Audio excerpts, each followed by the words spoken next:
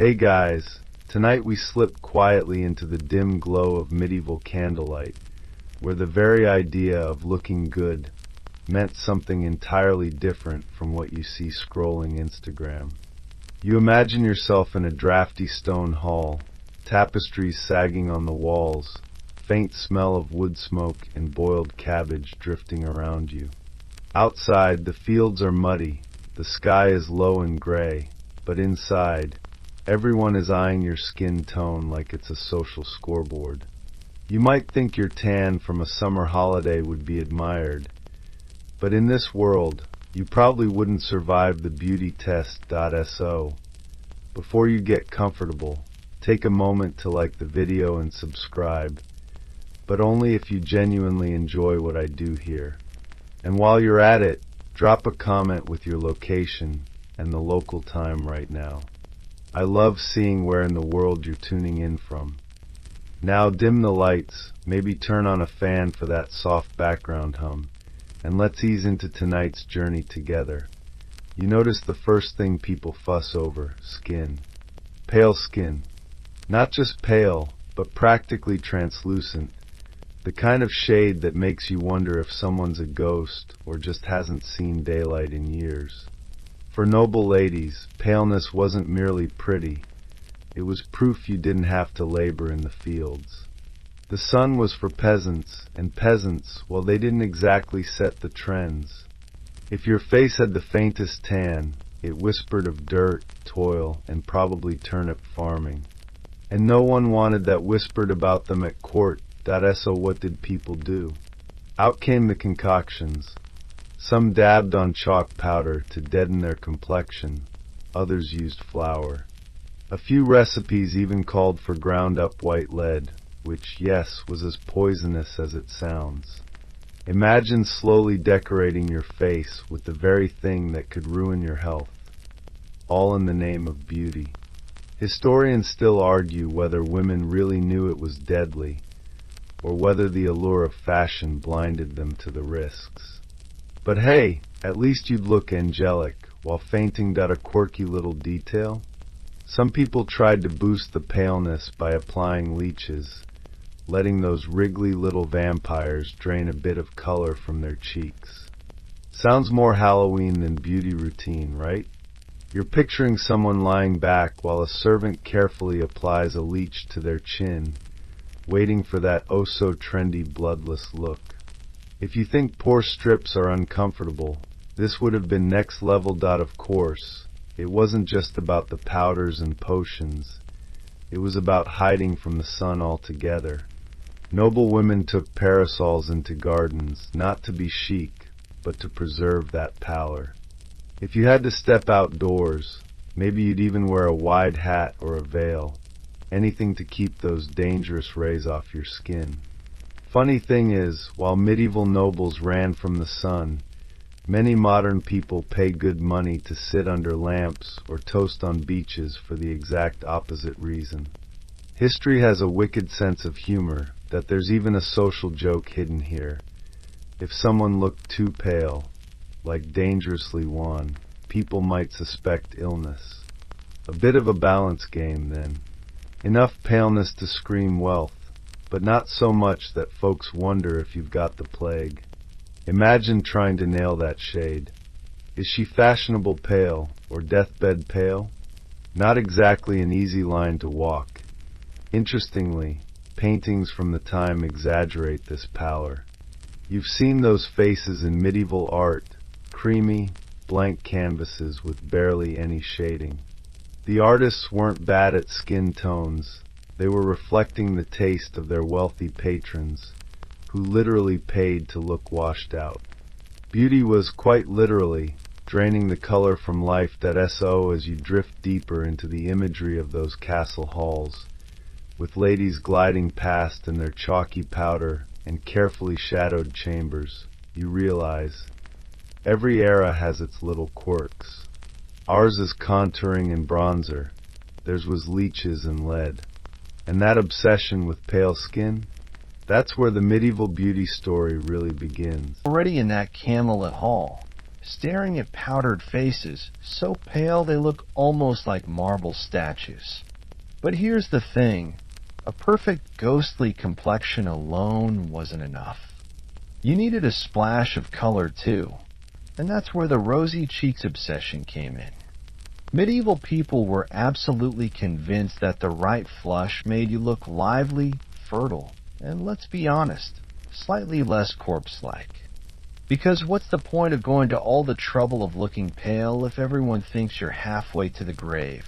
Now you might wonder, how did they achieve this blushing glow? There were no makeup counters or berry tint lip and cheek stains in neat little bottles. Instead, people raided the pantry. Beetroot juice was a favorite, smeared onto the skin for that soft red blush. Some women dabbed a little wine onto their cheeks, though whether it worked or just made them smell like last night's tavern crawl is up for debate. Historians still argue whether these everyday foodstuffs were used as true cosmetics or more like quick hacks, little tricks when a feast or festival loomed. But of course, the recipes got weirder. You might find powdered sandalwood mixed with animal fat, rubbed into the skin for a ruddy tint. Some manuals even suggest crushing strawberries, though that's probably just the medieval version of natural skincare hacks you'd find on TikTok. And then there were the bold few who went for cinnabar, a toxic red mineral that looks gorgeous and deadly at the same time. People were basically painting their cheeks with poison, smiling sweetly while slowly absorbing mercury. Think of it as the medieval beauty is pain routine. There's a quirky tidbit here too. Some folks believed you could drink your way to a natural blush. Red wine, spiced with a little cinnamon, was thought to warm the body and bring a healthy glow to the cheeks. Picture some noble lady sipping slowly, pretending it's medicine, when really she's hoping for a fashionably flushed face. Not quite the same as Sephora, but it got the job done. And here's a funny image. Imagine attending a grand banquet, candles flickering, music echoing, and every other person at the table has streaks of uneven beet juice across their face. Not quite the flawless blush you're picturing, more like toddlers who just attacked a jam tart. No wonder artists often painted idealized blushes rather than realistic ones. But there was a deeper symbolism too. Rosy cheeks were tied to vitality, youth, and even moral character. People thought your face revealed your soul, and a gentle blush suggested purity, modesty, or that elusive inner fire. Of course, if you flushed too much, people might assume you were drunk, lustful, or up to no good. Again, it's a tightrope, enough color to look alive, not so much that you look like you sprinted 3 flights of medieval stairs. And don't forget the men. While women led the way with these homemade rouges, some men quietly joined in. Knights returning from campaigns might want to look less weathered and more courtly, and what better than a dab of berry juice to soften the image? It wasn't something they bragged about, but it happened. Picture a grizzled knight with scars on his chin, sneaking into his chamber to smear a little wine on his cheeks before attending a ball. Historians still debate how common this was, but the whispers exist. Point one last little joke from history. Clerics sometimes complained that rouge made women appear too seductive, blaming painted cheeks for leading men astray. Honestly, considering these were the same people fainting over glimpses of ankles, it's not surprising that a hint of blush was enough to set tongues wagging. Though, as you drift along this candlelit journey, notice how the balance kept shifting. Pale to look noble, rosy to look alive. Powdered skin, beet-stained cheeks, and just enough contrast to keep people guessing. If you've ever struggled with getting your makeup undertones right, congratulations. You'd fit right in with the medieval ladies trying to mix the perfect shade of beetroot on a busy morning. Your mind drifts from pale faces and berry-stained cheeks to something stranger still, the forehead. Yes, the forehead, flat, wide, smooth, and high.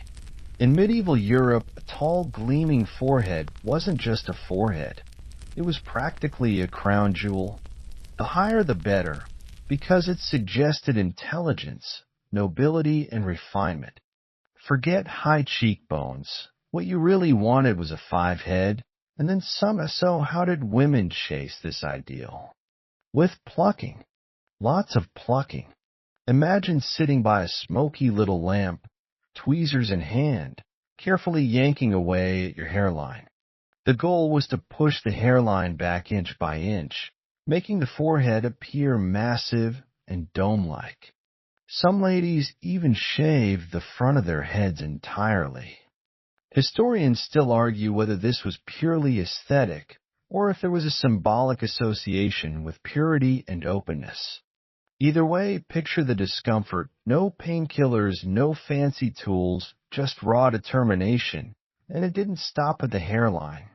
Some plucked away their eyebrows entirely, preferring a smooth expanse of skin above the eyes. Monks and moralists complained bitterly about this, saying it was vanity, even unnatural. One cleric grumbled that women were destroying the frame God gave them. But that didn't stop the trend. After all, fashion rarely bows to sermons that a quirky tidbit here. Some women didn't just stop at plucking, they used herbal poultices to discourage regrowth. Mixtures of walnut oil, vinegar, or even arsenic-based creams were smeared along the brow line to keep those pesky hairs from coming back. In other words, medieval laser hair removal, minus the laser and plus a fair chance of skin damage. But why did high foreheads matter so much? Part of it came from art. Many medieval and early Renaissance paintings idealize women with broad, smooth brows and hair pulled tightly back. Painters exaggerated these foreheads as symbols of elegance and sophistication. Another part came from courtly taste. Queens and noblewomen set the standard, and when one lady of influence appeared with her hairline plucked, the imitators followed like clockwork.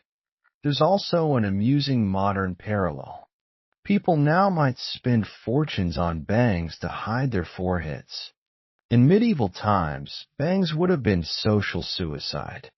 If you walked into a banquet with a fringe covering your brow, people might have assumed you were hiding something unsavory, like lice. Beauty is all about context, isn't it? Of course, not everyone approved. Some chroniclers wrote snarky comments about ladies, making themselves monstrous by altering their hairlines. Others claimed men secretly disliked it, though whether that was true or just a moral warning is anyone's guess. Historians still argue whether men genuinely found the look attractive or simply tolerated it because the upper classes declared it fashionable. Another fun little aside, headgear was designed to highlight this look.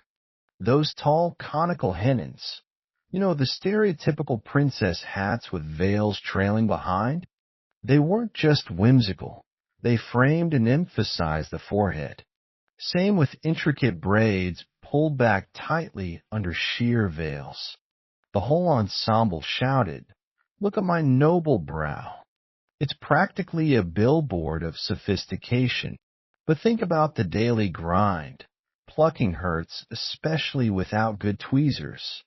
Imagine sitting for hours, eyes watering, while a maid patiently helps expand your forehead, all for the sake of looking more refined than the girl at the next banquet table. The things people do for fashion could keep you awake chuckling all night.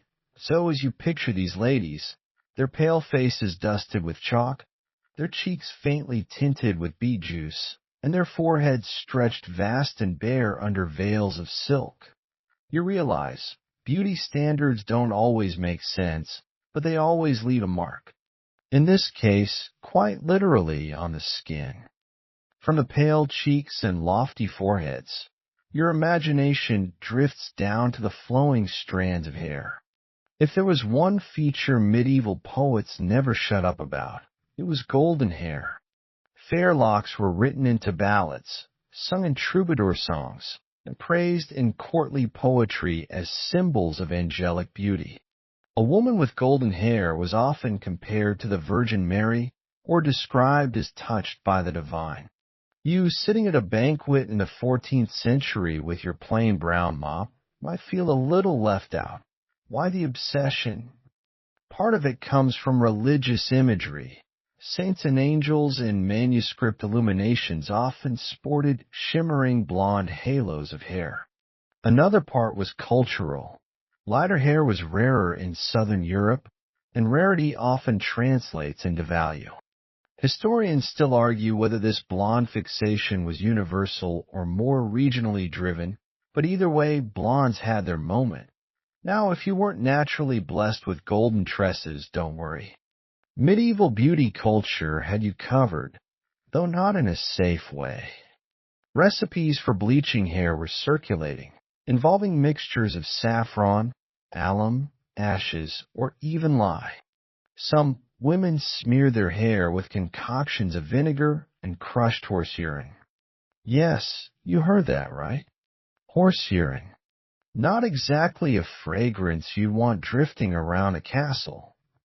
But people believed it lightened the hair, and when fashion demanded, dignity often took the back seat. The process was also ritualized. Imagine a lady sitting out in the hot sun, hair coated with a sticky, stinking paste, a veil stretched over it to concentrate the rays. Hours would pass as she roasted her scalp in hopes of a brighter golden glow.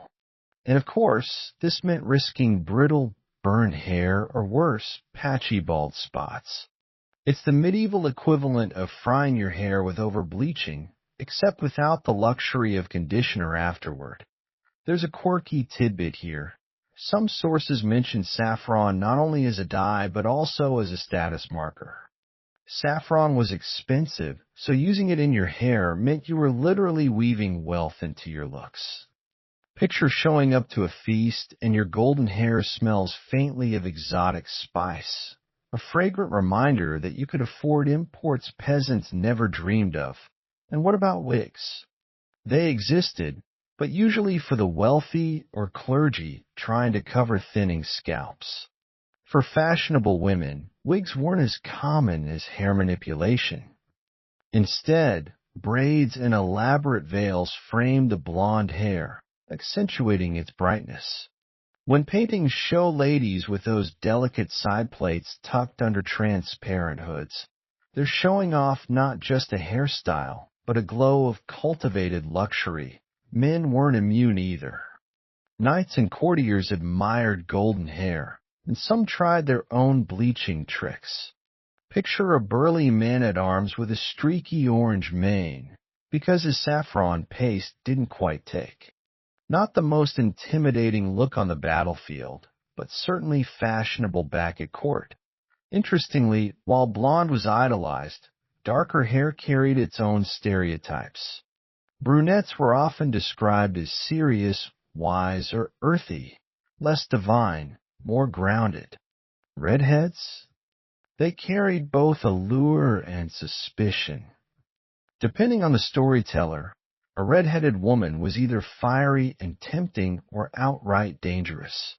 Hair color became shorthand for personality, just as it still does in modern cliches. Of course, moralists complain again. Some preachers grumble that bleaching hair was an act of vanity, altering God's natural gift. They saw it as deception, tricking men into thinking a woman had angelic hair when really she'd been simmering her scalp in vinegar all day. But honestly, when has a sermon ever stopped a trend? So as you picture the candlelight flickering on rows of golden-haired nobles, some natural, many not, you realize the absurd effort behind the shimmer.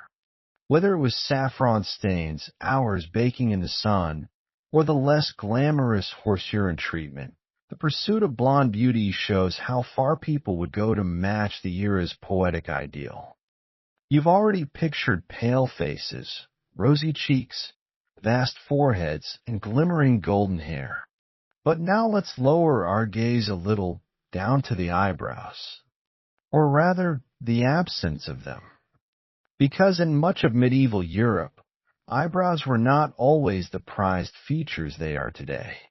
In fact, for a while, the hottest trend was to have none at all, yes, smooth foreheads stretched wide and uninterrupted, with brows plucked, shaved, or simply erased with a mix of lime and vinegar.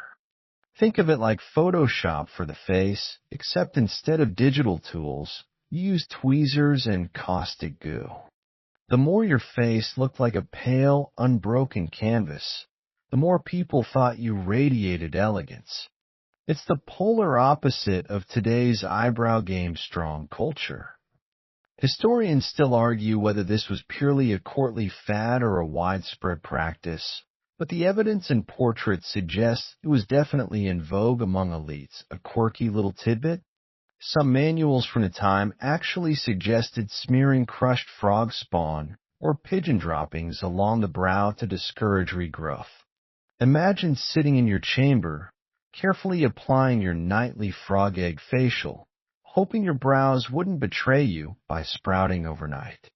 Not exactly the luxury skincare ad you'd expect. Eyebrows also carried symbolic weight. In some regions, full brows were associated with lust or wildness. Basically, you were less respectable if your brows were too bold. Meanwhile, a smooth, hairless forehead suggested modesty and control. Of course, not everyone agreed. Clerics often complained, once again, that shaving brows was an act of vanity, claiming women were destroying the natural markers of expression. Without brows, after all, your face loses half its emotive range. Picture a medieval feast full of women trying to look surprised or amused without any brows to help. More blank mannequin than lively courtier. There's also a funny twist in men's fashion. While women erase their brows, some men emphasize theirs, especially in later centuries when bushy brows were linked with virility and strength. Imagine a couple entering a hall together, the lady with her smooth, empty forehead, the man with brows like bristly caterpillars. Opposites attract, I suppose, and speaking of men, monks had their own eyebrow rules. Tonsure, the shaving of the crown of the head, sometimes extended to shaping or trimming brows for neatness. Some critics accused women of imitating monks in their plucked faces, which of course sparked more grumbling about blurred lines between sacred discipline and worldly vanity. Historians still debate whether this was satire or a genuine comparison, but either way, it's a fun little crossover between beauty and religion. The practice even left its mark in art. If you glance at medieval manuscripts or portraits of noblewomen like those painted in early Renaissance Italy, you'll see faces with high, bare foreheads and minimal brows, looking serene and strangely doll-like. That wasn't poor draftsmanship, it was accuracy. Those women really did look that way, because fashion told them to strip their brows bare. It's amusing to think that today, people will tattoo brows on, microblade them, or spend fortunes on brow gels, all to enhance the exact feature medieval ladies worked so hard to erase. Imagine explaining brow lamination to a 14th century noblewoman. She'd probably laugh or faint at the idea of intentionally thickening what she worked so hard to pluck away. Oh, as you picture those great banquet halls, full of chalk-white faces, rosy beet-stained cheeks, angelic golden hair, and vast browless foreheads, you can almost sense the surreal uniformity. Rows of women looking more like painted statues than living, breathing humans. Beauty standards, once again, bending reality into something almost uncanny. So far, you've seen how medieval people fussed with their skin, their cheeks, their foreheads, their hair, and even their eyebrows, or lack thereof. But now let's step into another layer of their world, one you could smell before you ever saw it. Fragrance. In an age when daily baths were rare, perfume wasn't just a luxury. It was survival. Perfumed bodies became symbols of refinement, masking the earthy aroma of chamber pots, hearth smoke, and a general lack of plumbing. Picture yourself at a medieval feast. Roasted meats on platters, candles sputtering, the faint draft carrying a blend of wool, smoke, and humanity. Now imagine a noblewoman gliding past, trailing a faint cloud of rosewater or musk. Instantly, she rises above the noise and stink, her scent whispering, "I am not like the peasants." Perfume was less about seduction and more about broadcasting status. If you smelled sweet, it proved you had access to imported goods, careful servants, and enough wealth to prioritize scent over soap. Where did these perfumes come from? Many ingredients were imported from distant lands. Musk from the glands of deer, ambergris from the bellies of whales, rosewater distilled in copper stills, cloves and cinnamon carried along dusty caravan routes. A tiny vial of such a perfume could cost a fortune, and wealthy ladies would dab it onto their hair, their gloves, or even mix it with powders to dust over their gowns. Historians still argue whether the average noble actually wore perfume daily or if it was reserved for big occasions, but the evidence of perfumed gloves and rosaries suggests it was more common than we might think. Quirky tidbit? Perfumed pomanders, little balls of scented herbs, resin, and wax, were sometimes carried in pouches or worn on chains around the neck. They doubled as air fresheners, supposedly warding off bad smells and disease. Imagine dangling a tiny medieval diffuser from your belt, like a medieval essential oil necklace. Some were even shaped like fancy metal spheres that could open and close to release the scent. Quite chic if you ignore the context of dodging the plague. Of course, religious voices had their say again. Some clerics warned that perfuming the body was an act of vanity, even a form of deceit. One preacher scolded that perfume seduced the senses into false admiration, as if a little rosewater could corrupt an entire town. Others tied perfume to morality, suggesting that if your soul was foul, no amount of scent could mask it. Still, nobles weren't exactly rushing to give up their musk-scented gloves just because Father Bernard had an opinion. And here's something amusing. Perfume wasn't always worn on the skin. People would perfume their clothes, especially their linens. A noble might sleep on sheets sprinkled with lavender water, or tuck dried herbs between layers of fabric. Gloves were dipped in citrus or rose solutions, releasing fragrance every time the wearer waved or gestured. Think of it as the medieval version of leaving a signature scent, only attached to your accessories instead of a designer bottle. But perfume had its dangers.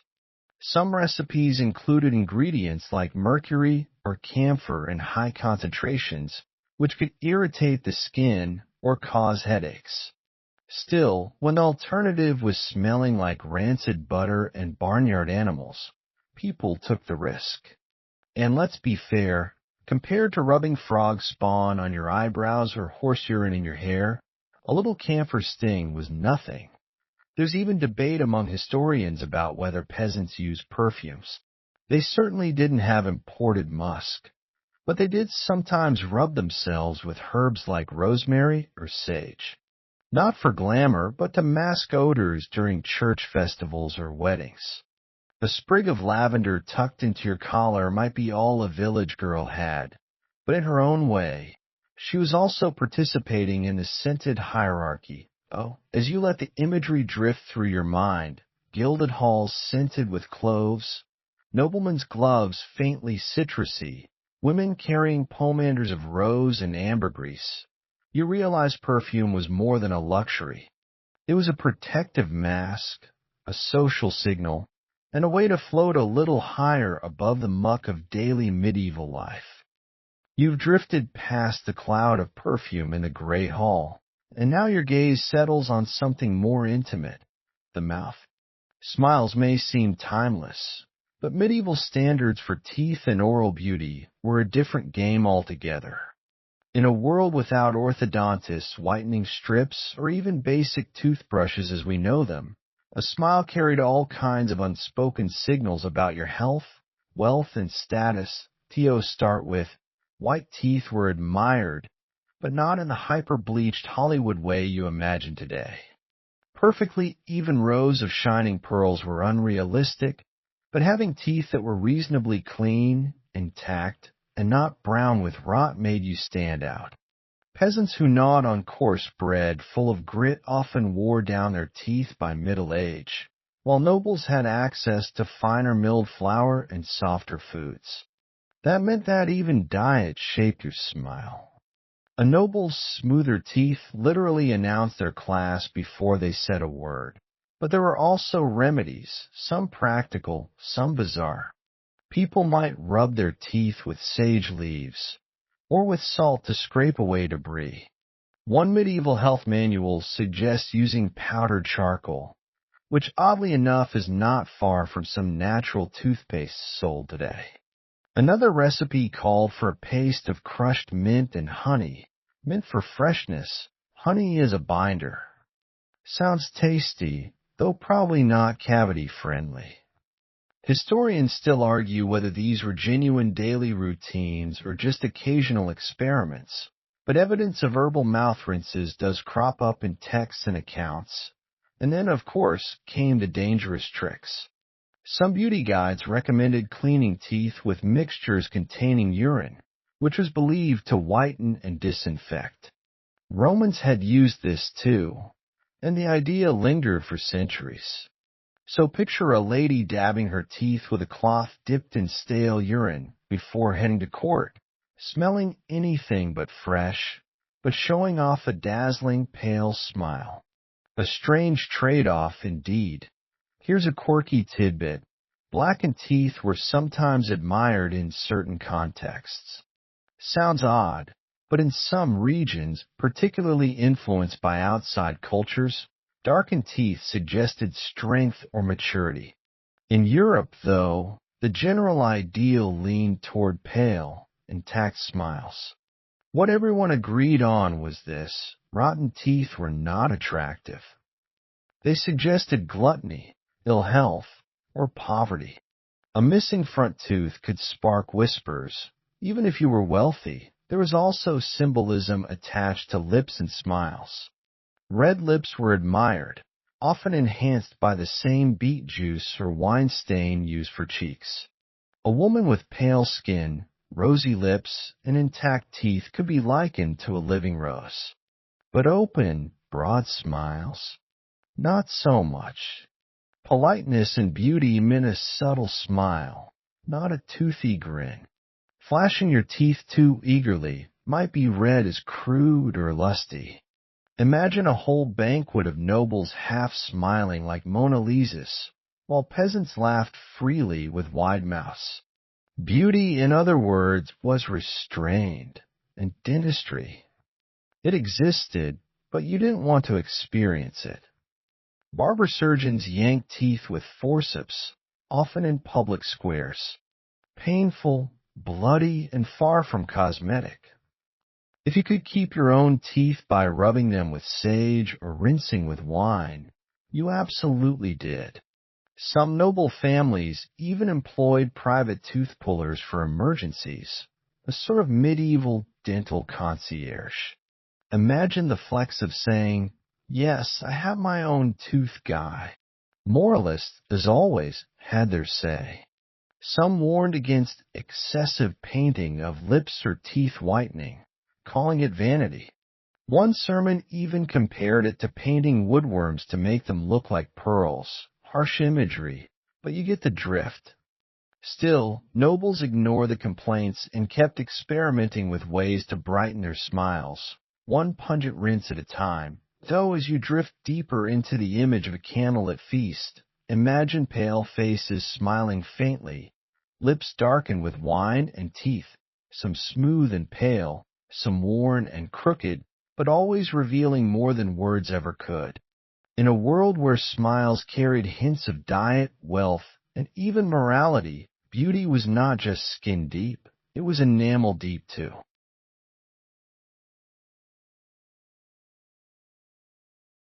From the faint smiles and wine-stained lips, your eyes wander down across gowns and tunics to the shape of the body itself. Here, too, medieval Europe had its ideals, tall, slender figures with long limbs and graceful carriage.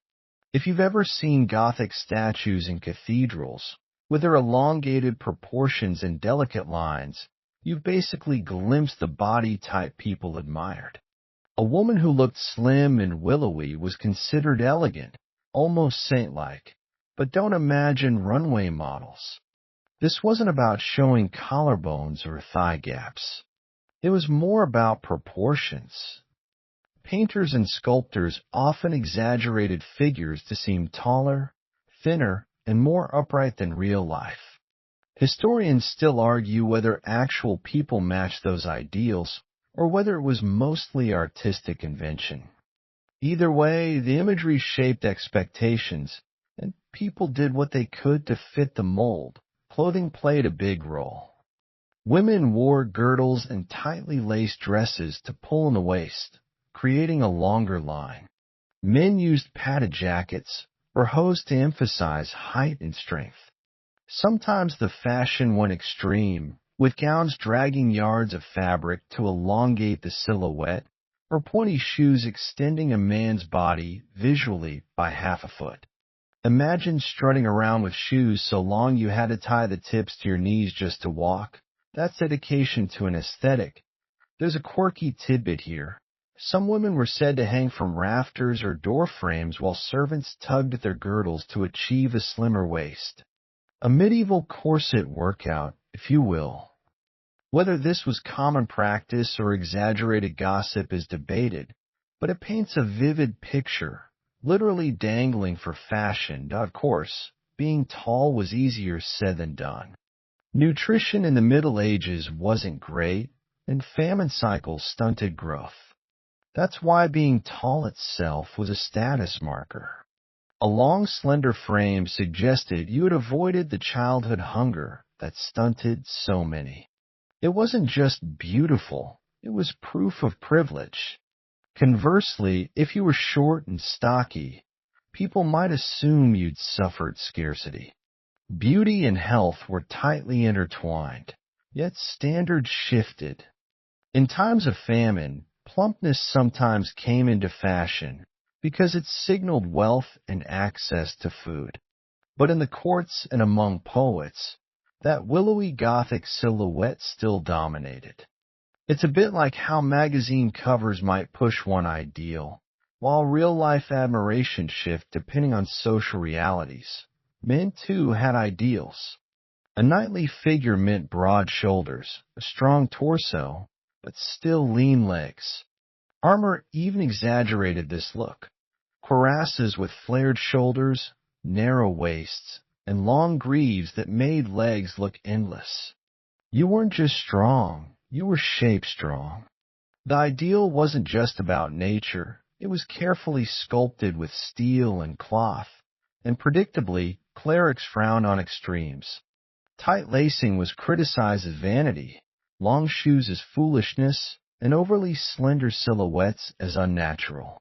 One chronicler complained that people were stretching their bodies beyond the measure given by God. But fashion, as usual, kept marching, often literally, down the hall in pointed shoes and cinched waists. So as you picture these nobles drifting through candlelit banquets, their pale faces framed by golden hair, brows erased, bodies cinched and stretched, you see how beauty itself was part illusion. Clothes, art, posture, all conspiring to elongate the figure into something more graceful than life. Beauty wasn't just skin deep, it was stitched, padded, and painted into existence. Your gaze lingers on the hands resting delicately on tables, clutching goblets, or folded in polite stillness. Hands were one of the most telling features in medieval beauty culture, because they broadcasted your life story without a word. For nobles, The ideal hand was pale, soft, and slender, with long tapering fingers that suggested you had never shoveled soil, kneaded bread, or hauled water. A lady's hand wasn't just a hand, it was proof of class. Imagine sitting in a castle hall. The ladies display their fingers like living jewelry, pale as ivory, veins just faintly visible under the skin. Their nails are short, rounded, and clean, but not painted in bright colors. Decorating nails wasn't the fashion. Instead, the beauty lay in their natural smoothness, their untouched delicacy.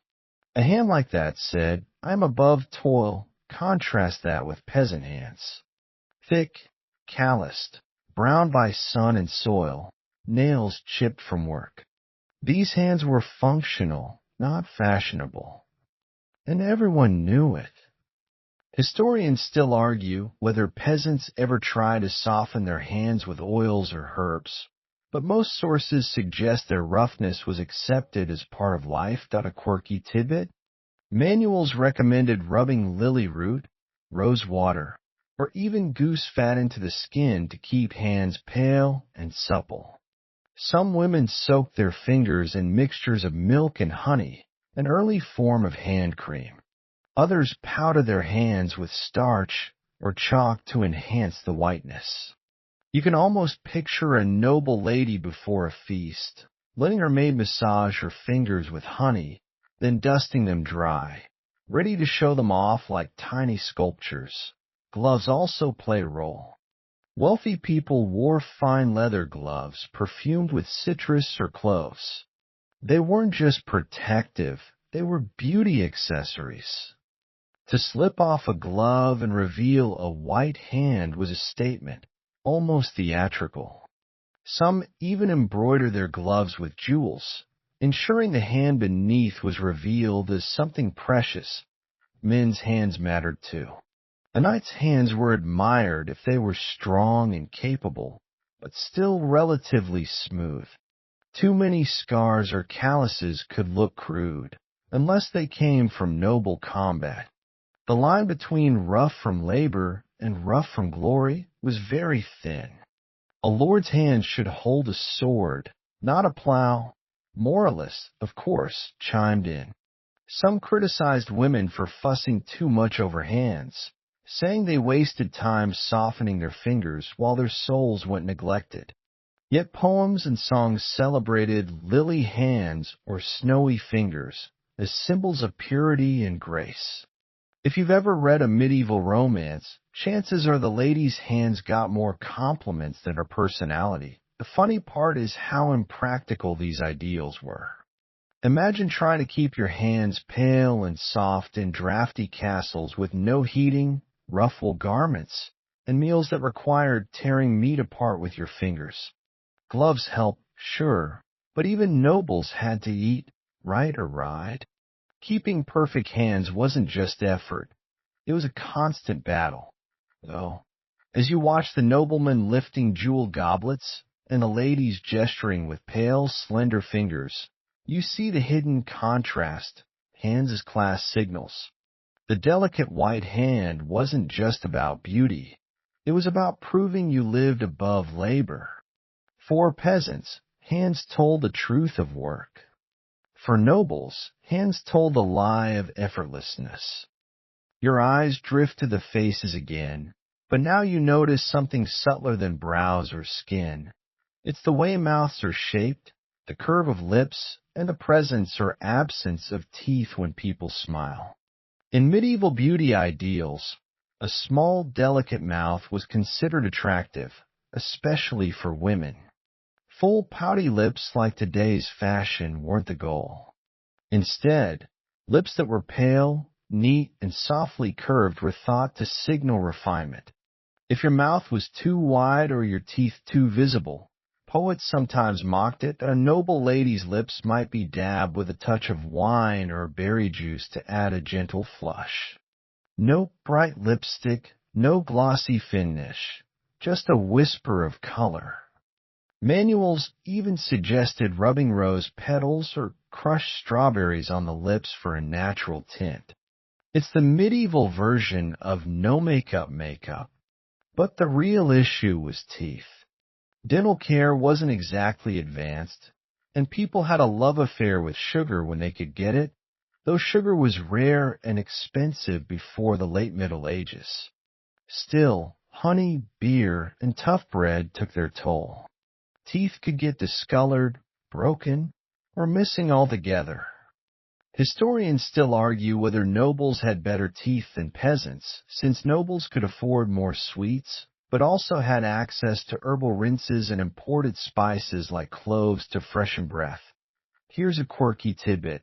Some people actually blacken their teeth on purpose, especially in parts of Asia, where it was considered elegant and protective. While Europe didn't adopt that, they did sometimes polish teeth with mixtures of sage, salt, or crushed bone.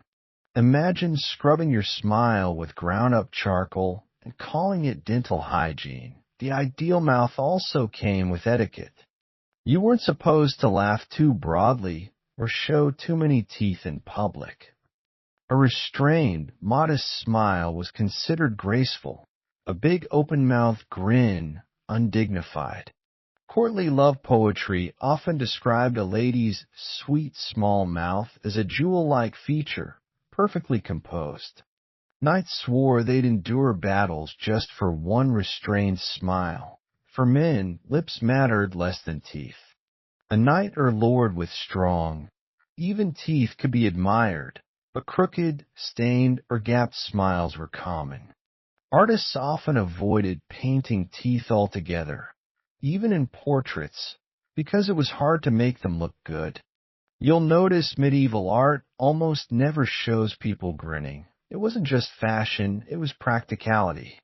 Nobody wanted to immortalize a mouthful of medieval dentistry. And if you wonder how common bad breath was, well, let's just say mint leaves and clove-stuffed pomanders weren't only for decoration. Chronic halitosis was a real issue, so chewing herbs, rinsing with vinegar, or hiding behind perfumed handkerchiefs was part of survival. One witty monk wrote that a lady with a fair face and foul breath was like a flower hiding rot beneath its petals. So as you watch these nobles sip from goblets, speaking carefully and smiling with restraint, you notice how much effort went into keeping the mouth a symbol of elegance. Lips tinted just so, teeth concealed unless perfect, breath masked with herbs, and always the rule of modesty. The medieval mouth wasn't just for eating or kissing. It was another carefully managed canvas of beauty. The glow of the hall draws your eye upward, and now you notice the hair. In medieval Europe, hair was more than just strands on a head. It was a living symbol of virtue, status, and yes, beauty. For women especially, long flowing hair was considered the ultimate sign of youth and desirability. Picture locks cascading like golden threads in poetry or painted in rich, shimmering tones on illuminated manuscripts. A lady with long, glossy hair was compared to angels or goddesses. But here's the twist. Most women didn't walk around with their hair flying free. Married women, in particular, were expected to cover their heads with veils, wimples, or elaborate headdresses.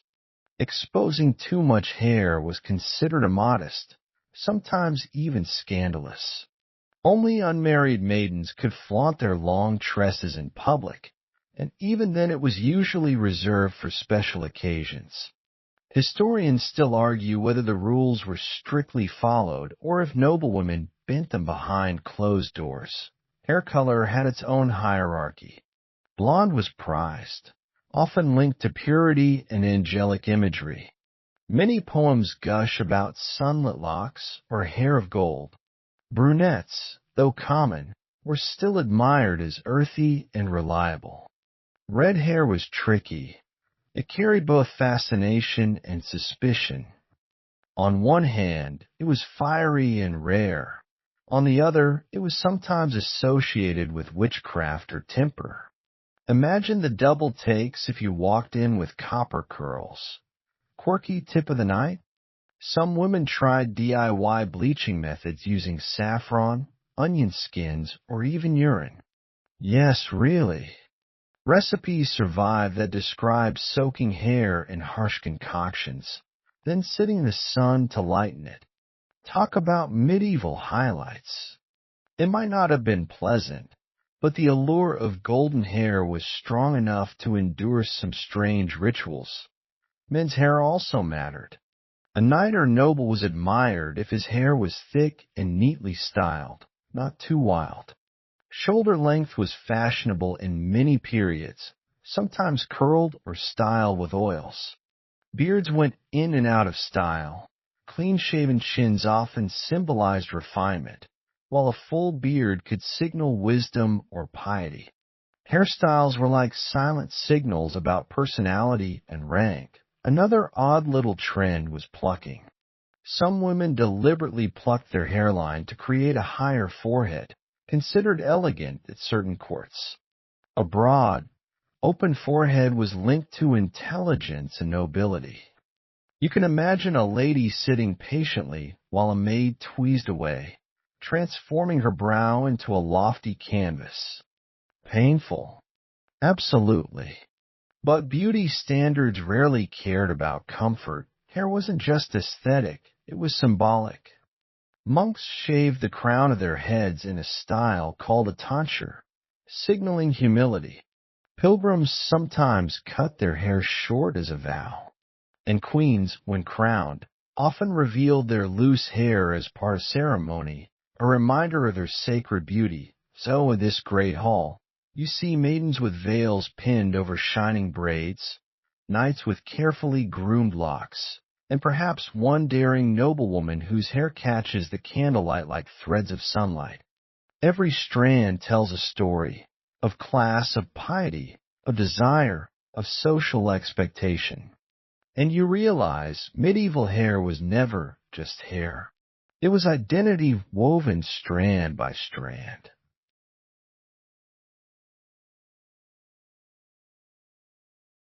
Your gaze drifts downward now, past veils and locks, until you begin noticing the garments themselves.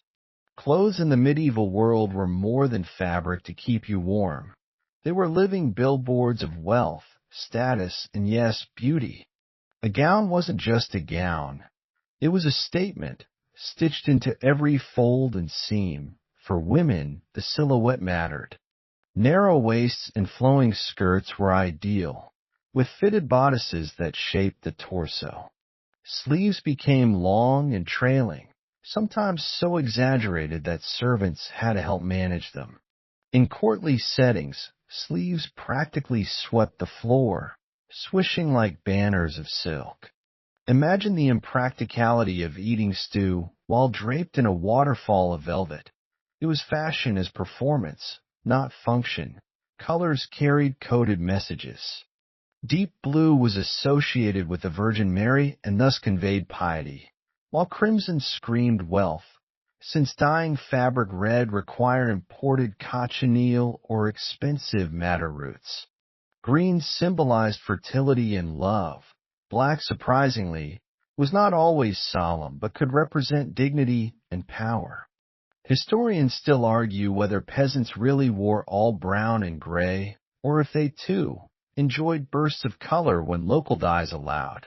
Here's a quirky tidbit. Certain fabrics were literally illegal for commoners. Sumptuary laws dictated who could wear what.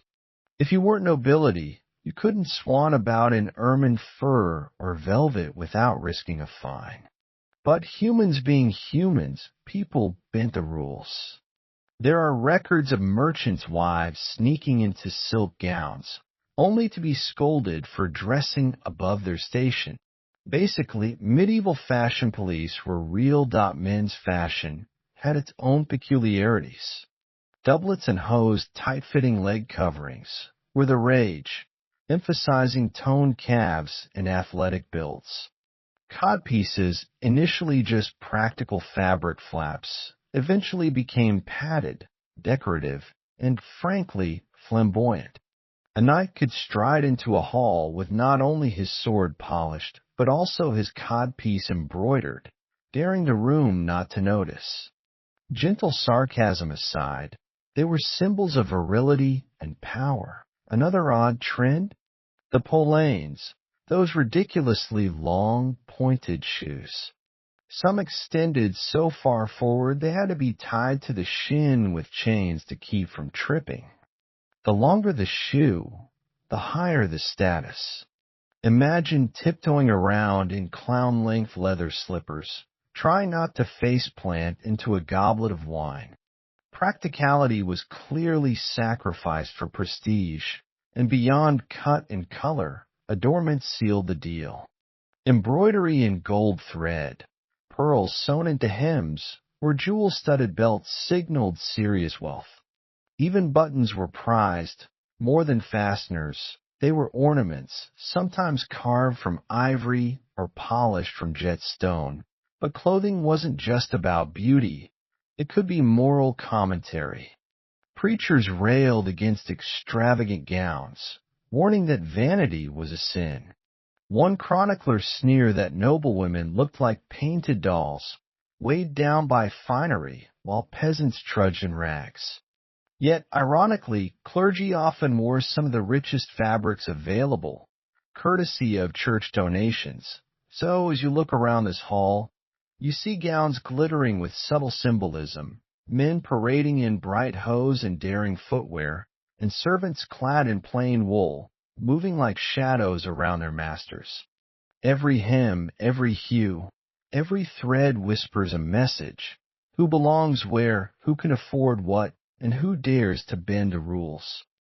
The clink of coins still echoes in your ears as you wander deeper into the neighborhood, but now your attention shifts to the men themselves, the ones handing over those tiny copper pieces. Who were they, really? You notice a swirl of tunics and cloaks, sandals dusted from long marches, and even polished boots marking men of status. The customers are a patchwork of Roman society, all funneling into the same narrow streets for the same service. Some are soldiers, their leather armor still strapped across their shoulders, laughter booming after too many cups of sour wine. They swagger, toss coins like they're pebbles, and treat the whole thing as just another drill. A few were scars on their faces, reminders of battles far from the city. Here, instead of swords, they hold cups of wine and crude jokes. Others are sailors, smelling of salt and sweat, cloaks stiff from sea spray. They move in groups, loud and restless, pockets jingling with pay earned in foreign ports. Their accents mark them as outsiders, but the women barely care. A paying client is a paying client, whether you sailed from Alexandria or marched from Gaul. You also spot freedmen and laborers, their hands rough from bricklaying or cart pulling. Their coins are fewer, their demands simpler. They shuffle nervously at the doors, as if half ashamed and half desperate. In their pockets, the cost of one night might mean going without supper tomorrow. Still, they step inside, hoping for a brief escape from toil. Historians still argue whether Roman elites were common clients or if the trade was mostly fed by lower and middle classes. Evidence points both ways. Graffiti boasts of senators visiting brothels, while satirical poems mock wealthy men who secretly preferred street girls over their own wives. Perhaps the truth lies somewhere in the messy middle, Rome's hierarchy dissolving, at least for a moment. In the dim glow of the lamp, a quirky tidbit bubbles up. Some scholars believe that visiting prostitutes was so common among soldiers that it was practically encouraged, a way to maintain discipline and prevent worse misbehavior. Imagine the centurion shrugging, saying, "Better the brothel than brawling in the streets." Not exactly a polished recruitment speech. The sounds of interaction fill the street. Rough laughter, clumsy flirting, half-serious bargaining. One drunk man serenades a woman with a slurred verse from Virgil, badly mangled, of course. Another insists on showing off his dice skills before agreeing to pay. as if rolling a lucky number could somehow impress her. The women roll their eyes but play along. Sometimes a joke keeps the coins flowing. You also notice differences in behavior. Some clients treat the women like entertainers, expecting wit and sparkle before the business begins. Others are brisk, wordless, purely transactional. A few stumble back out of doorways minutes later, faces flushed, as if embarrassed by how quickly they spent both coin and energy. And in all this movement, you sense the strange equality of the transaction. Whether a senator's son or a nameless sailor, once the deal is struck, each man is reduced to just another shadow stepping into a cramped cubicle. The hierarchy of Rome is flattened by the simple math of coin and body. As you drift past them, the smell of sweat and wine swirling, you can't help but smirk. The empire may have been built on legions and laws, but here, in these streets, it's held together by desire, routine, and a lot of very small copper coins. Your gaze drifts away from the banquet hall and into the smaller, quieter chambers. Those private rooms where mirrors are scarce, but routines of self-maintenance unfold daily. Beauty, after all, isn't only what others see in public. It's also the rituals that happen in the hush of dawn, or before the evening lamps are snuffed out. Imagine waking up in a medieval household. There's no toothpaste tube waiting by the sink, but people cared about their breath just as much as you do after a garlic-heavy dinner. Mouthwashes of wine mixed with herbs like sage or mint were common. Some people rubbed their teeth with rough cloths dipped in salt or ashes. It worked, sort of. Historians still argue whether medieval dental hygiene was truly abysmal or surprisingly effective for its time, since skeletons show fewer cavities than expected. But, of course, losing teeth young was still common. Skincare had its own curious recipes. Noble women prized pale, clear complexions, so they used concoctions of egg whites, honey, and even powdered lead as face masks. Yes, actual lead. It gave a smooth white finish, but slowly poisoned wearer. Beauty literally came with a price. Peasant women might smear lard or tallow on dry skin, or use herbal poultices with chamomile or rose water.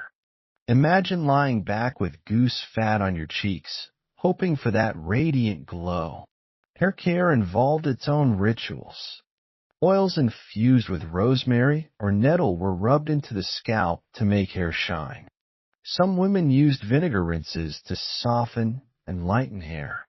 A quirky tidbit: blonde hair was so admired that women sometimes soaked their locks in mixtures of saffron and alum, then sat in the sun until they lightened, an early, uncomfortable version of highlights. Picture yourself perched on a roof, hair sticky with spice paste, baking in the summer heat while neighbors try not to laugh. Men weren't exempt from grooming. Beards were styled to show maturity or authority, though fashion shifted. At one point, long, flowing beards were considered dignified. Later, clean-shaven faces became the ideal of refinement. Knights often shaved before tournaments, seeing smooth chins as a sign of modernity. But across the centuries, the debate over to beard or not to beard never really died. Scholars note the cycle repeated again and again. Hands, too, were a sight of beauty. Smooth, white fingers implied you weren't toiling in fields. Women rubbed pumice stones or herbal creams to keep their hands soft. Men clipped nails short to appear disciplined. Dirty nails or calloused palms revealed labor, and therefore lower status. That's one reason gloves became so symbolic. Wearing them wasn't just about warmth, but about showing your hands were too refined to be bare. Bathing rituals varied wildly. Nobles sometimes indulged in perfumed baths sprinkled with rose petals or lavender. Bathhouses in cities were lively, noisy places where men and women, sometimes together, sometimes separate, soaked in large tubs. Soap was often made from animal fat and lye, rough but effective. Yet many peasants bathed only a few times a year, more from necessity than choice.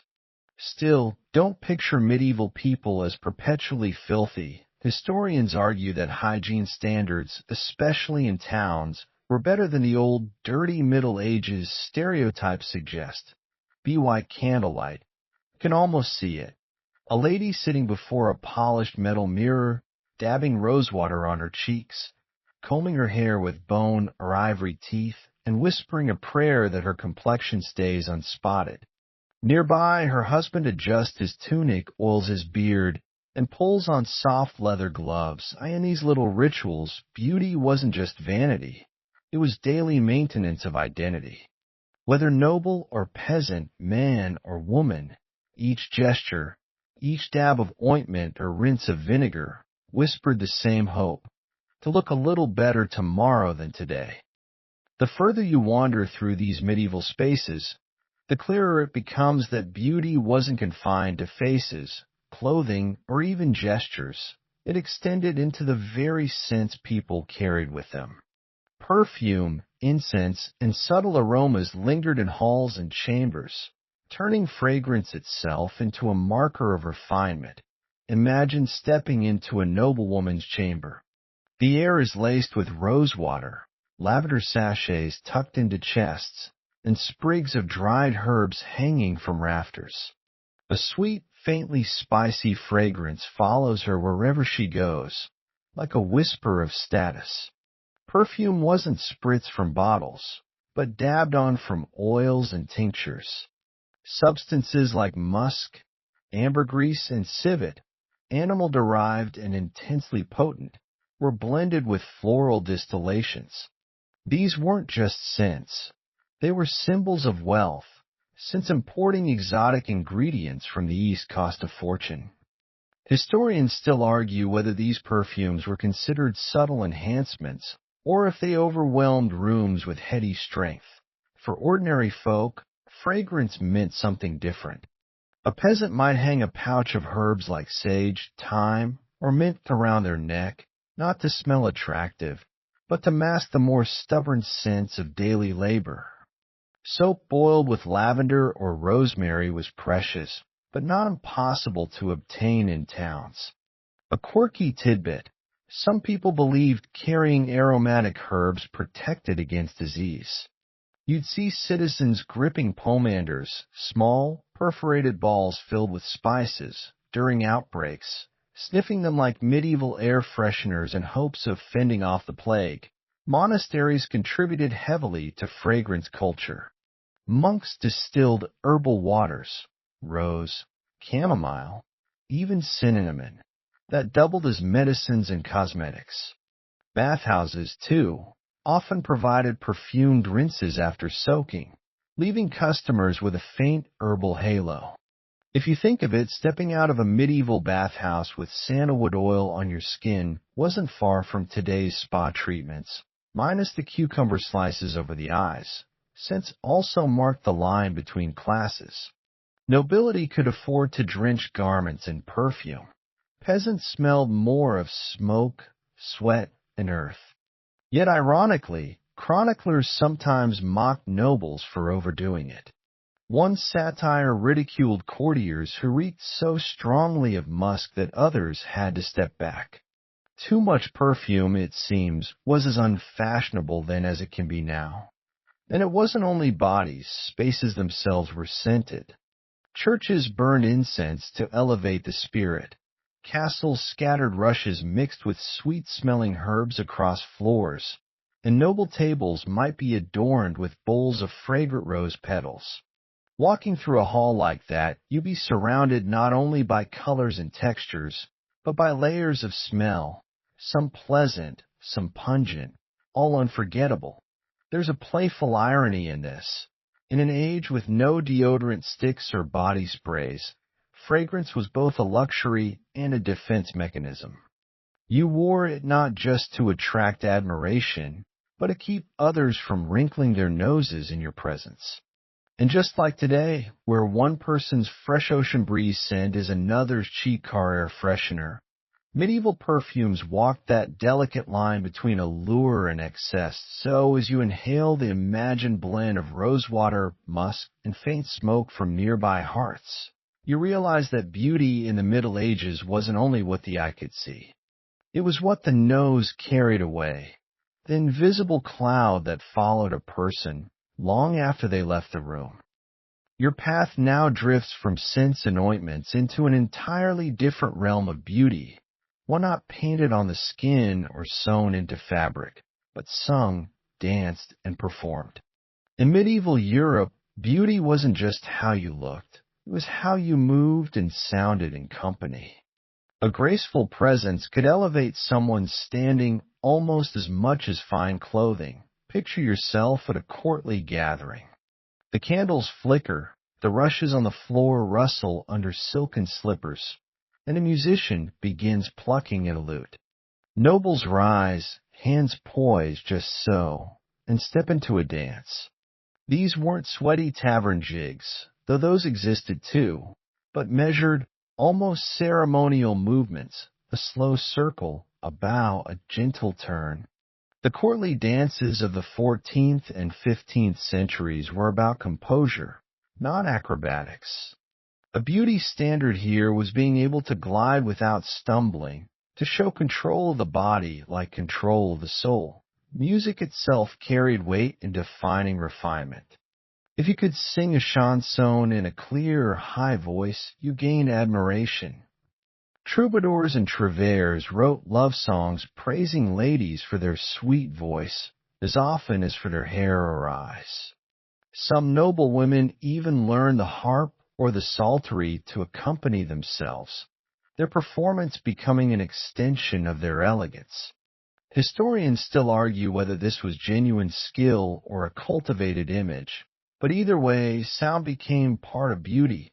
Meanwhile, peasants had their own standards of liveliness. In village squares, beauty shone through stamina and good humor. Being able to dance through a long festival or sing heartily in a tavern was considered attractive. A quirky tidbit, chroniclers tell us that peasants sometimes judged potential spouses by their ability to keep pace in a communal round dance, reasoning that endurance on the floor hinted at endurance in daily work. Even posture itself became a subtle beauty marker. Manuals on courtesy advised nobles to stand straight, avoid fidgeting, and keep hands still when speaking. Imagine being judged not only on your clothes, but on how you leaned against a doorframe.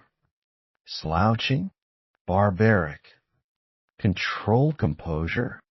Beautiful. The stage also played its part.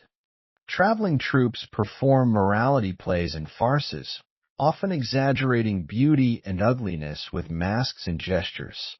Audiences laughed, but underneath the comedy was a reinforcement. Beauty meant symmetry, proportion, and grace. Ugliness meant clumsiness, grotesque exaggeration, and uncontrolled movement.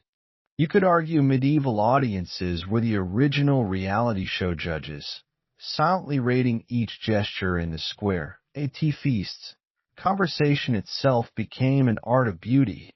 Speaking too loudly was considered coarse, whispering too much suspicious. The ideal was a smooth, measured tone, with wit sprinkled in like seasoning. A person who could sing sweetly, dance gracefully, and speak charmingly held a glow of beauty that outshone jewels. So you imagine it, a young noble carefully practicing dance steps in a drafty hall, balancing a book on their head to keep posture straight. A troubadour strumming a lute under a castle window, voice trembling but earnest. A village girl spinning in the midsummer round, her laughter carrying louder than any silk gown could shine. In these moments, beauty was alive, not a still portrait, but a performance, ephemeral yet unforgettable. The kind of beauty you couldn't hang in a gallery, but that lingered in memory, like the echo of a melody long after the strings go quiet. As you move deeper into the medieval world of beauty, Your gaze shifts outward, beyond faces and voices, to the built environment itself. Castles, cathedrals, and city squares weren't just practical spaces. They were monuments to the era's sense of proportion and grandeur, the makeup of society itself. Step into a Gothic cathedral, and suddenly you're inside what people of the Middle Ages believed was the ultimate expression of beauty. Light streamed through stained glass windows, painting the floor with shimmering reds and blues. For medieval worshippers, this wasn't just decoration. It was a holy experience. Beauty here meant scale, symmetry, and divine radiance. Historians still argue whether the soaring spires were more about theology or civic competition, each city vying to build the tallest, most breathtaking symbol of its faith, castles. 2. Balanced utility and beauty. Towers, tapestries, and manicured gardens weren't only defenses or comforts, they were visual proof of power. The lady's chamber might be hung with cloth of gold, embroidered cushions, and painted ceilings. Even the spiral staircases had an elegance that you probably wouldn't admire it while trudging up in armor. A quirky tidbit: medieval lords sometimes ordered whole rooms perfumed with herbs and strewn with flower petals before receiving guests, turning stone into scented splendor. Urban centers developed their own aesthetic codes. Streets might be muddy, but public fountains were often carved with delicate figures, and guild halls were adorned with painted facades. Beauty was a civic duty. A well-decorated square made a town look prosperous, just as a crumbling one implied decline. You can almost imagine medieval tourists, yes, they existed, wandering through Florence or Paris, marveling at how the buildings themselves shimmered with artistic intent. Inside monasteries, beauty leaned toward restraint, cloisters built for quiet meditation, geometric gardens symbolizing harmony, manuscript libraries where words and images merged. Even here, simplicity itself became a beauty standard, a reminder that beauty wasn't always excess, but sometimes serenity. What's striking is how these spaces reinforced personal beauty ideals. A courtly lady, pale face glowing under a candlelit vaulted ceiling, looked even more radiant against a backdrop of painted saints and angels. A knight's polished armor mirrored the gleam of cathedral glass.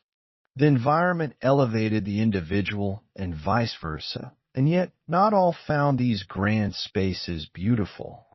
Some chroniclers complained that Gothic cathedrals looked overcrowded, like stone forests. Others mocked nobles for gilding everything until rooms looked gaudy. The debate over too much versus just enough beauty wasn't unique to medieval times. You could say it's the same argument we have today over minimalism versus maximalism in home design. So as you wander through these halls, plazas, and cloisters, you sense that medieval beauty wasn't only stitched into garments or painted on faces. It was built into walls and windows stretching skyward, demanding that anyone who entered feel small, awed, and perhaps just a little inspired to polish their shoes before stepping inside. Now, as your thoughts drift onward, you find yourself considering how beauty in the medieval world wasn't just about appearances, performance, or architecture. It was also deeply tied to morality and virtue. To be beautiful, many believed, was to be good, and to be ugly, well, that often carried heavier implications than just being less attractive. Think of illuminated manuscripts where saints are painted with serene, symmetrical faces, glowing halos, and calm expressions. Beauty here signaled purity of soul, divine favor made visible. Meanwhile, devils and sinners were drawn with distorted features, hunched backs, wild hair, and mismatched proportions. In these pages, ugliness wasn't merely unattractive. It was a moral warning. Historians still argue whether medieval people truly believed physical deformity reflected inner sin, or whether it was simply an artistic shorthand. Literature reinforced this link. Courtly love poems praised not just a lady's pale skin and golden hair, but her gentle spirit and modesty. Knights described beauty in terms of loyalty, faith, and patience. To call someone beautiful was, in many cases, also to call them virtuous. You could say inner beauty wasn't a soft consolation prize, but the very definition of the ideal. And yet, here comes the quirky twist. There were exceptions. Some stories celebrated trickster figures who were outwardly ugly, but clever, witty, or brave. In certain folk tales, a grotesque figure tests a knight's sense of honor, revealing whether he can see beyond appearance. One famous motif is the loathly lady who transforms into a radiant beauty only after her suitor proves his respect. Beauty, in other words, wasn't always fixed. It could be conditional, even magical. Church sermons also tied beauty to morality in complicated ways. Preachers warned women not to paint their faces or braid their hair too extravagantly, lest they provoke vanity and sin. Yet at the same time, nuns wrote mystical visions describing Christ as the most beautiful of all beings, radiating divine light. Imagine the double bind. Earthly beauty might tempt you into damnation, but heavenly beauty could guide you toward salvation. Philosophers wrestled with these contradictions too. Thomas Aquinas argued that beauty was bound to proportion, clarity, and harmony, attributes of the divine. For him, true beauty couldn't exist without truth and goodness. But not everyone agreed. Some theologians worried that even symmetrical, graceful forms could distract mortals from God. It's comforting to know that even in the 13th century, people were already debating whether beauty was uplifting or dangerously superficial. So picture yourself at a feast, where a nobleman compliments a lady not just on her dress, but on her patience, her courtesy, and her way of speaking. Then, perhaps at the same table, someone whispers that another guest's striking looks hide a corrupt heart. The idea that looks can deceive wasn't just gossip, it was a full moral framework. In the end, medieval standards remind you that beauty was rarely skin deep. It was tangled with virtue, grace, piety, and moral worth. To be seen as beautiful was to be judged as good. To be seen as ugly could mean suspicion, ridicule, or worse. That weight, carried in every glance and whisper, shaped how people carried themselves, spoke, and even prayed. And maybe as you yawn and shift under the covers, you recognize the familiar echo. We too still argue whether beauty reflects character or whether it's just a trick of the light. You find yourself wandering now into the quieter corners of medieval life, where beauty wasn't always grand or moralized, but sometimes simple, fleeting, and personal. Because while courts and cathedrals dictated lofty ideals, most people, peasants, artisans, villagers, had their own everyday sense of what looked nice, even if it never made it into illuminated manuscripts. Picture a rural village at dusk, children with flushed cheeks after running barefoot in fields, women weaving garlands of wildflowers, men scrubbing dust from their faces in cold streams. Beauty here wasn't about pearl combs or golden brocade. It was health, vitality, and the glow of a body that could work and endure. In fact, historians still argue whether peasants even thought about beauty standards in the same way elites did, or if they simply valued the practical, like sturdy shoulders, calloused hands, or bright eyes signaling resilience. There were small, quirky customs, though. In some regions, women would stain their hands with herbs to give them a faint tint, or wear bits of ribbon woven into their hair for feast days. Men might trim their beards neatly before church or rub animal fat into boots until they gleamed. These weren't luxuries, but little nods toward presentability, like the medieval equivalent of spritzing cologne before a date. Even festivals carried their own aesthetic flavor. May Day celebrations saw villagers decked in greenery, painted with natural dyes, and dancing around poles wreathed in blossoms. Beauty here was collective. The more color, the more laughter, the more radiant the whole scene seemed. One fringe detail.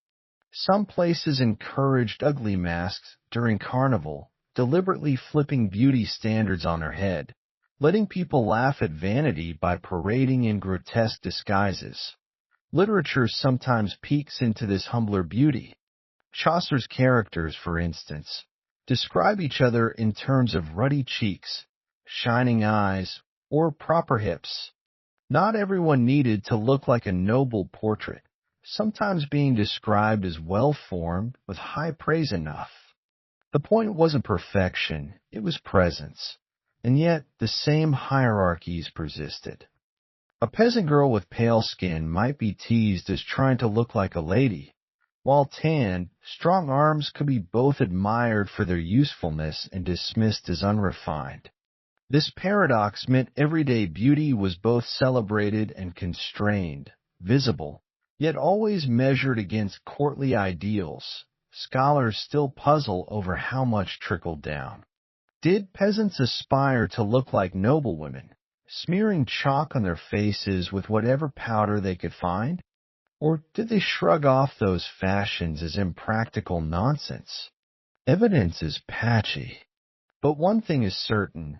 Everyone, from lords to laborers, enjoyed moments of grooming, adornment, or showing off, even if it was as simple as combing hair neatly before Mass. So, as you drift through this rustic village scene, you notice that beauty didn't only live in ivory towers or royal courts.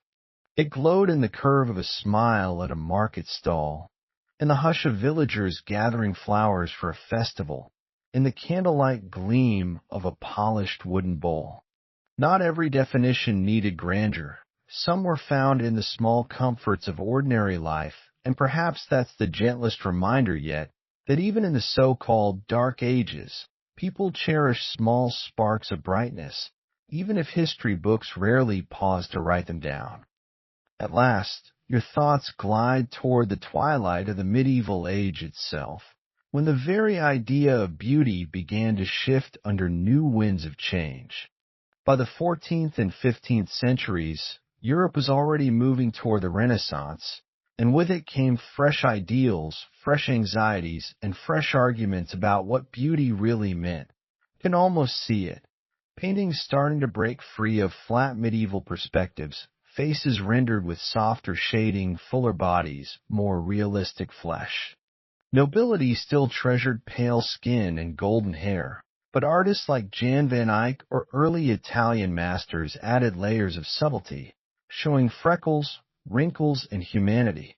Historians still argue whether this shift reflected a broader change in standards or simply an artistic innovation, but one thing is clear, beauty was no longer just symbolic, but increasingly lifelike.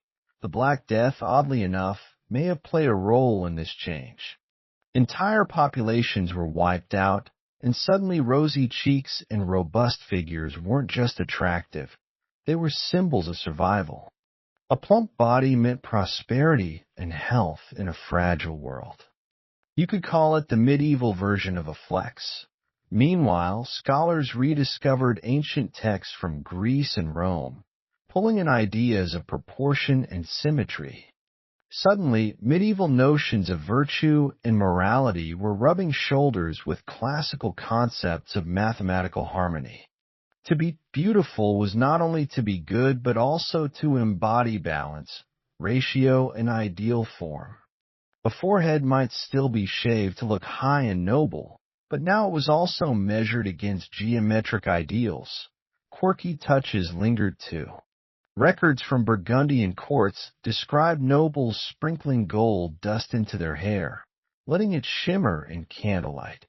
Others swore by bathing in goat's milk or applying crushed pearls to the skin. Did it work? Probably not, but it sounded luxurious, and that was half the point. Yet the contradictions deepened. Religious voices still warned that vanity was sin, that painted faces were masks for deceit. But merchants and painters alike were busy selling powders, mirrors, and cosmetics. The market for beauty, what you might call the first stirrings of an industry, was taking shape. Imagine a medieval influencer hawking rosewater tonic at a fair, insisting it made you glow. And through it all, the debates never really resolved. Was beauty divine or dangerous? Natural or manufactured? A reflection of moral worth or simply pleasing symmetry? The fact that historians still argue about it proves one thing. Beauty in the Middle Ages was never a single standard, but a conversation, one that shifted depending on who you were, where you lived, and what you believed. So, as the medieval world edges toward dawn, you leave behind castles and cottages, tapestries and manuscripts, powdered faces and braided hair. You realize that across all these centuries, beauty wasn't just about appearances. It was about survival, status, morality, joy, and even rebellion. And just like now, it was never entirely agreed upon word count. 1063, wind down 300 words.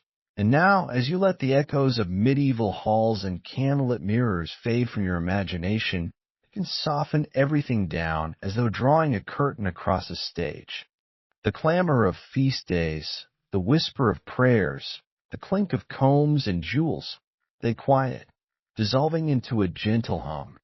The faces, once carefully powdered or flushed with wine, drift into shadow, and what remains is only the slow rhythm of your breathing. Allow your mind to picture not the stiff poses of noble portraits, nor the elaborate towers of hair, but something simpler, the glow of candlelight against smooth stone walls, the soft warmth of wool blankets, the steady hush of a wind moving through medieval streets at night. Beauty, in the end, is just this, moments of stillness, of texture, of comfort. Your thoughts might wander, remembering the pale faces powdered with chalk, the golden hair woven with ribbons, or the strange little detail of crocodile dung sunscreen. They flicker like fireflies, amusing, curious, never demanding. Let them float past as easily as leaves on water. The rhythm of the story has carried you through centuries, across cathedrals and villages, courts and fields, but now that rhythm slows. Sentences lengthen, words soften, and you realize there's nothing more to chase. You've arrived at quiet, so rest in this stillness. Imagine yourself not in the busy halls of medieval life, but in the most peaceful place you can create. Perhaps a stone chamber with heavy drapes and a glowing hearth, or perhaps no place at all. Just the weight of your body against the bed, the softness of sheets, the steady comfort of being here in this moment. Good night and sweet dreams.